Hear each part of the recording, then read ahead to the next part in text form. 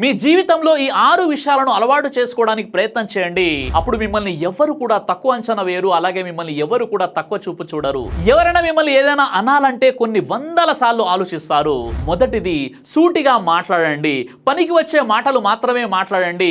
అక్కరకు రాని సంభాషణ చేయకండి. ఇక రెండవది, మీతో ఎవరైనా ఆ పని నీ వల్ల కాదు, నీకు చేత కాదు అన్నారు అంటే ఆ పని ఎలా పూర్తి చేయాలంటే అలా అన్నవారే నీకు సెల్యూట్ చేసే విధంగా చేయాలి. ఇక మూడవది, ప్రతి చోట నోరు మూసుకొని కూర్చోవలసిన పని లేదు. మాటకు మాట ఉత్తమ రీతిలో జవాబు ఇవ్వడానికి ప్రయత్నం చేయండి.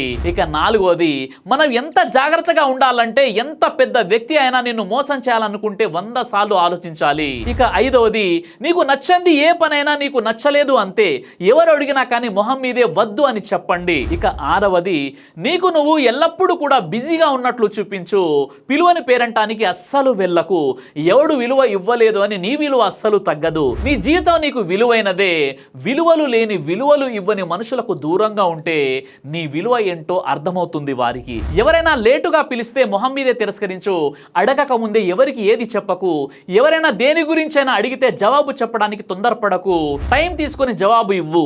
నీ బలము, నీ బలహీనత ఎవరికి ఎప్పటికీ షేర్ చేయకు. చివరిగా ఒక విషయం చెప్తున్నాను, టైం అయినా ప్రేమైనా విలువైనది. భిక్షం అడుక్కున్నట్లు మాత్రం అడుక్కోకు. ఈ వీడియోని లైక్ చేసి షేర్ చేయి.